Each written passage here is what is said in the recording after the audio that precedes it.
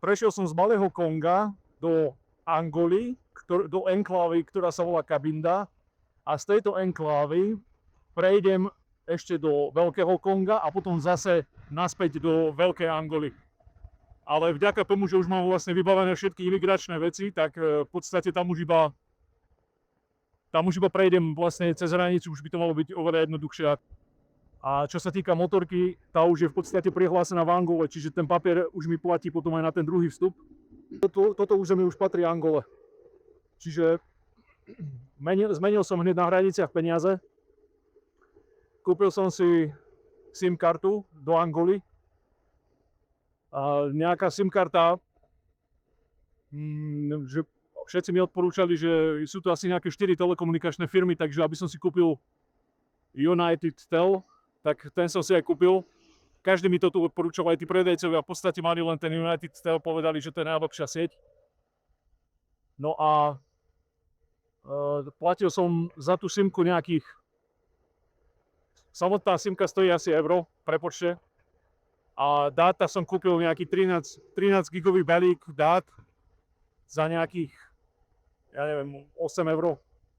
Čiže celé ma to vyšlo 9 euro, do 10 euro, proste 9 euro ma to vyšlo. A hneď som to vybavil na hraniciach, tam u tých predávačov, čo to predávajú.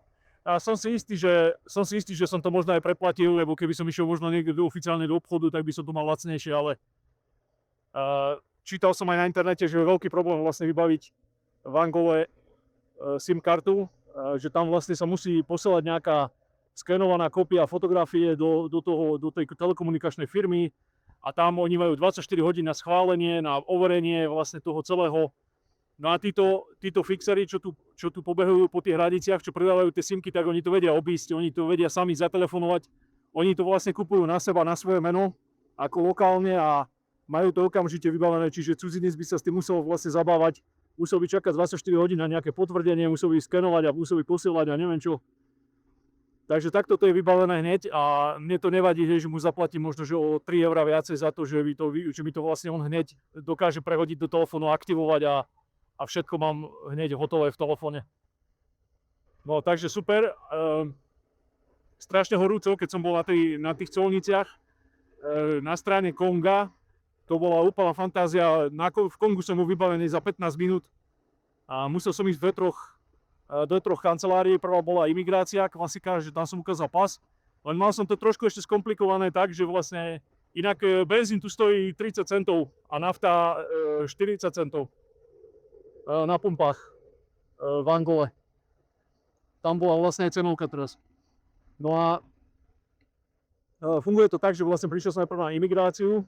Mal som ešte trošku komplikované, lebo mám 2 pasy a v jednom pase mám víza na Malé Kongo a v druhom pase mám víza na Veľké Kongo a oni vždy kontrolujú vlastne tá krajina, s ktorou vlastne susedí tá druhá krajina, tak oni ešte vždy pre istotu kontrolujú aj, že či má ten človek aj víza do tej ďalšej krajiny, keď sa prejsť cez hranice. Čiže nie je, že len oni kontrolujú len svoju stranu, len svoje dokumenty, ale oni vlastne kontrolujú vždycky ešte aj, sa pýtajú, že kde ideš, že či ide smerom na tú krajinu alebo na tú krajinu a oni podľa toho už hľadajú potom v pase, že kde je vlastne ešte aj vstup do tej krajiny, aby vlastne človek nezostal niekde medzi hranicami, hej, že oni ho vlastne akože odpečiatkujú z tej krajiny a potom on nebude vedieť vstúpiť do ďalšej krajiny, čiže by zostal ako vo vzduchoprázdne. Takže oni vždycky kontrolujú, že či ten človek má v poriadku vlastne všetky tie dokumenty, všetky tie víza, pasy a pečiatky a neviem čo. No a ja som mal 2 pasy, lebo ja keď som vlastne vybavoval víza do Kongo Demokratická republika, čo je akože ďalšia krajina, ktorá vlastne susedí s touto, tak ja som vlastne použil ten druhý pas, lebo som chcel rýchlejšie vybaviť tie víza, že jeden pas som nechal na tej ambasáde, druhý pas som nechal na tej ambasáde a naraz sa mi vybavovali, vlastne na 2 pasoch sa mi naraz vybavovali dve rôzne víza. Čiže som teraz musel ukázať 2 pasy a akože v Kongu to hneď pochopili, tam vedeli, že jasné, máš 2 pasy, dobre, buchli mi oni mi dali pre istotu 2 pečiatky aj do jedného, aj do druhého, aby som nemal problém vlastne, že použiť ktorýkoľvek pas potom pri vstupe do Angoly. No a prišiel som do Angoly, tam bola nejaká žena za pultom a tá bola z toho trošku akože nevedela presne, že ako má postupovať, lebo sa s tým ešte asi nestretla. No ale potom našťastie prišiel prišiel jeden colník a ja som mu to vysvetlil nejakou angličtinou, proste lamanou angličtinou, on niečo pochopil a niečo sme si napísali ešte cez prekladače do telefónu a vysvetlil som mu vlastne, že mám 2 pasy, lebo v tom jednom pase už mám nabité toľko pečiatok a víc, že už mám za chvíľu mi končí, že už tam mám iba pár strán voľných a že potrebujem ešte cestovať ďalšie krajiny, takže pre istotu mám 2 pasy. A že vlastne preto mám víza v tom jednom pase, lebo som nechal jeden pás na jednej ambasáde, druhý pás na druhej ambasáde, čiže preto mám vlastne ako keby rozdelené tie krajiny v 2 pasoch. A on to hneď pochopil, vraví, že jasné, to je v poriadku, hneď tam buchli pečiatku. A ešte sa ma spýtal, že na ktorý pás chcem, aby som mu dal pečiatku. Sa ma spýtal, že na ktorý pás chcem, aby som mu dal pečiatku, aby mi teda dal on pečiatku. Tak som mu ukázal, že nech mi dá na ten, kde mám potom tie víza do Kongo, Demokratická republika, do Veľkého Konga, aby vlastne v Kongu zase nemali z toho chaos, že mám zase rozdelené 2 pasy, oni už vlastne ani nebudú vedieť v Kongu, že vlastne idem 2 pasmi. Ja im už ukážem len jeden pas, kde už mám všetko ucelené, že tam už bude Angola, vstup, výstup a ich víza, čiže oni už nebudú mať čo riešiť, oni už vlastne len automaticky mi to potvrdia. No takže super, takže toto je vybavené. No a teraz smerujem, keďže už mám dáta, hneď som si dal do telefónu, cez iOverlander som si hneď našiel nejaký hotel, taký 55 km od hraníc, dneska som už nechcel ďaleko ísť, lebo som už 270 km išiel, plus teraz ďalší 50, takže nejakých 330, ja neviem, 340 km. A plus do toho hranice, ešte prechod, tak na dneska už mám dosť a si myslím, že celkom dobre. No a tú hranicu zatvárajú o 5. a teraz je nejakých 3:30, čiže ešte som mal aj rezervu. No a v podstate idem teraz na ten hotel. Podľa tých informácií, ktoré tam sú napísané na internete, tak ten hotel by mal stáť nejakých 8 €. A je to normálne klimatizovaná izba s klímou. Je tam, malo by byť bezpečné parkovisko pre motorku. Zamknuté, akože pri hoteli. Tak som zvedavý. A 8 €, akože to je úplne super cena. Super cena za izbu.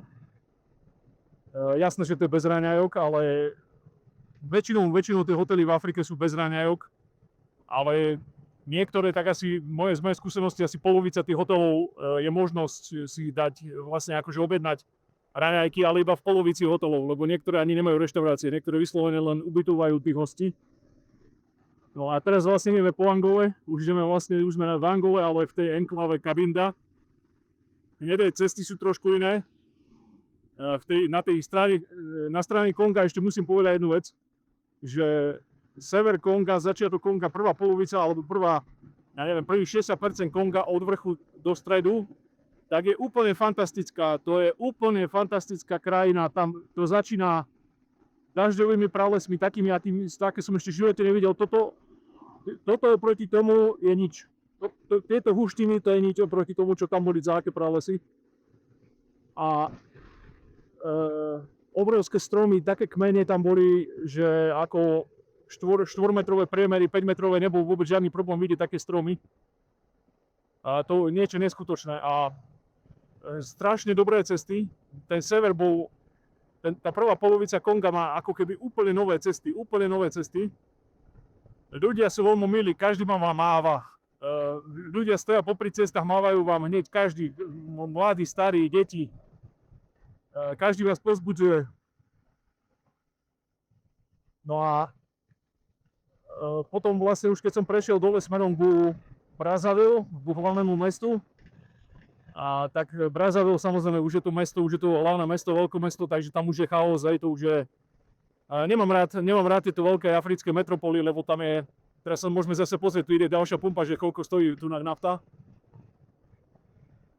300 kwanza, to je 30 centov, lebo 1000 kwanza je zhruba 1 €. Takže 300 kwanza je 30 centov. Dobre, takže celkovo Angola má najlacnejší benzín asi v Afrike. A preto som ja natankoval úplne doplná v Kongu, lebo väčšinou na tých prvých v tom pohraničnom pásme a je celkovo v Cabinde, tak je veľký problém natankovať, lebo všetci to chodia vykupovať zo široka ďaleka, ten benzín aj naftu. Takže prečítal som si informácie od ľudí, ktorí cestujú po Afrike, že najlepšie je natankovať ešte doplná v Kongu, aby potom vlastne človek prešiel aspoň trošku hlbšie do vnútrozemia, do Angoly, nejakých aspoň 150-200 km od hraníc a tam už potom v pohode je dostupný úplne všade benzín, nafta, len tie prihraničné oblasti sú v podstate stále okupované a stále je v nich tankované z okolitých štátov. Takže v pohode, mám teraz nejaký dojazd 600 km, takže som úplne v pohode a vravím, podľa mňa nebude problém tu natankovať niekde, lebo napríklad na tej pumpe tiež neboli také rady, niekde sú také rady, že sa čaká aj 12 hodín na prídev. Takže uvidíme. Možno, že boli vypredané tie pumpy, preto tam nikto nebol. Ale už aj architektúra je trošku iná, už vidím tu aj niečo, aj že murované domčeky, tam vtedy v tom Kongu, tam boli viac menej iba také hlinené kadejaké domčeky postavené, ale akože veľmi pekné to tam, akože bolo to úplne idylické, aj tí ľudia boli veľmi milí. Ako vravím, radšej nech bývajú v chatrčiach a nech sú milí ľudia, ako nech bývajú v mrakodrapoch a nech sú na seba agresívni alebo nepríjemní, to radšej nech bývajú v oných chatrčiach. A potom tí ľudia sú lepší.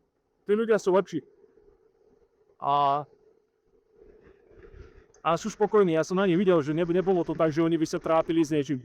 Mali stále každý pred svojím domom, tak mal popri ceste vystavené napríklad, že čo dopestoval, hej, že a predával to pri ceste, že niekto tam mal, ja neviem, kokosové orechy, druhý tam mal melóny, tretí tam mal avokáda, štvrtý tam mal maniok, piatý tam mal, ja neviem, nejaké citrusy tam boli, banány, plantajny a neviem čo, proste všetko možné vystavené.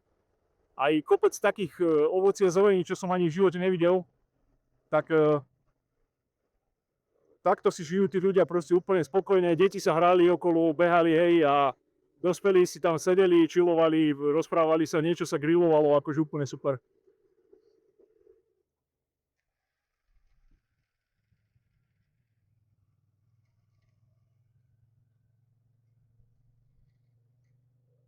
No a to bola prvá kontrola. A v podstate ma iba odmávali, takže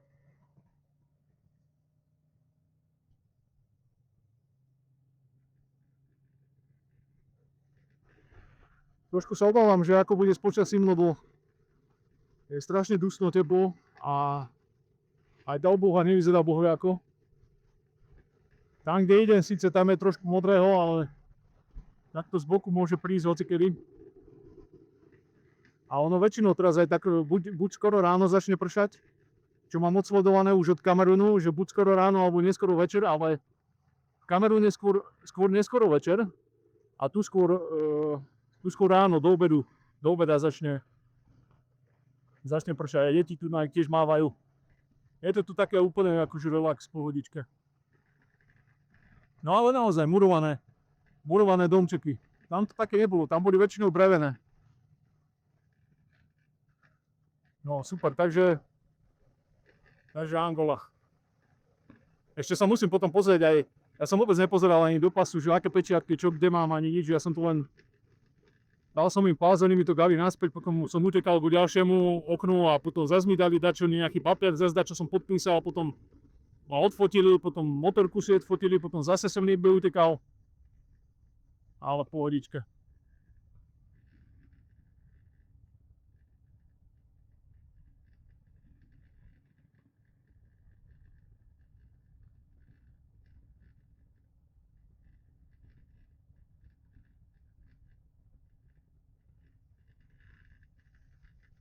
Do hotela to mám nejakých 35 km. A na odpočku nejakých 22.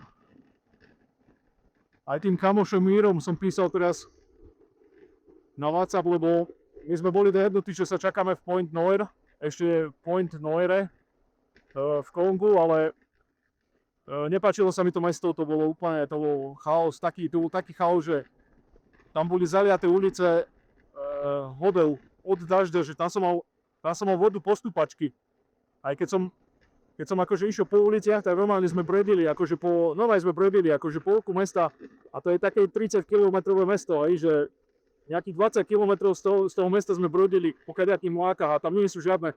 A toto je inak zaujímavé aj na tom Kongu, že tie okresné cesty a tie hlavné cesty, tie diaľnice ťahy majú postavené úplne nové. To je úplne nové, to je ako sklo.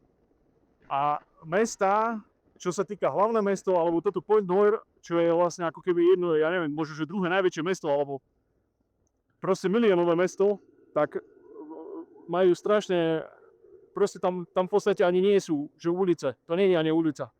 To je len akože nechaná, len ako polná cesta medzi domami a normálne máte, že veľké výškové budovy a vedľa nich sú polné cesty, hej?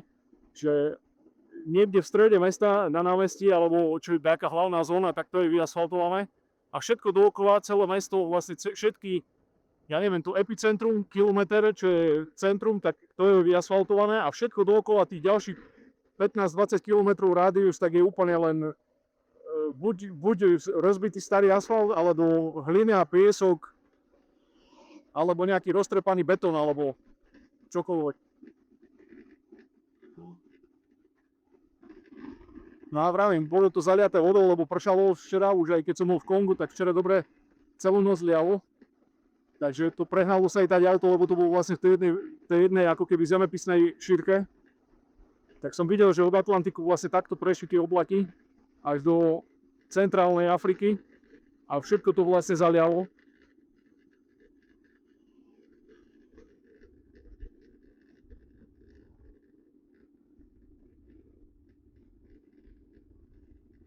Aj tak.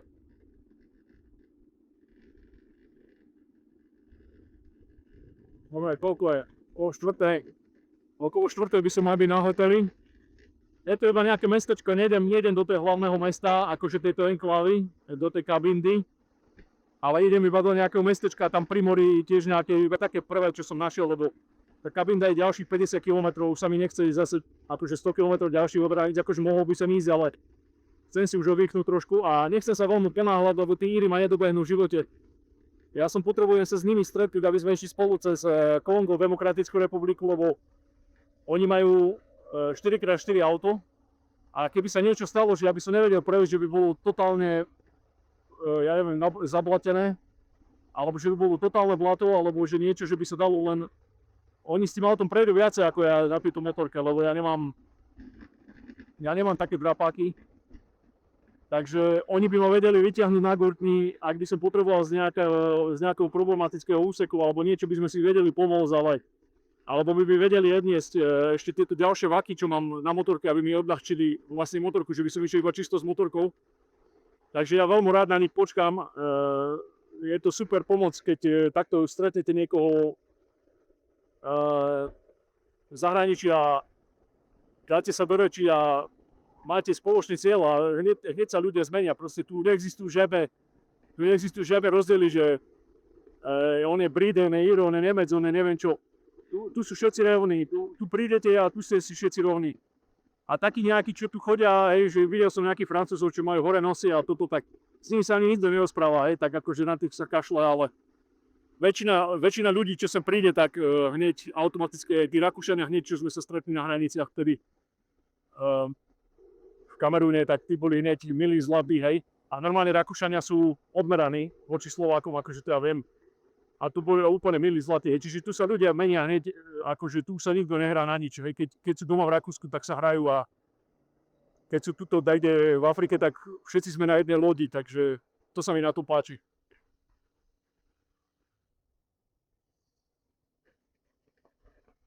Idem do tej búrky, výborne.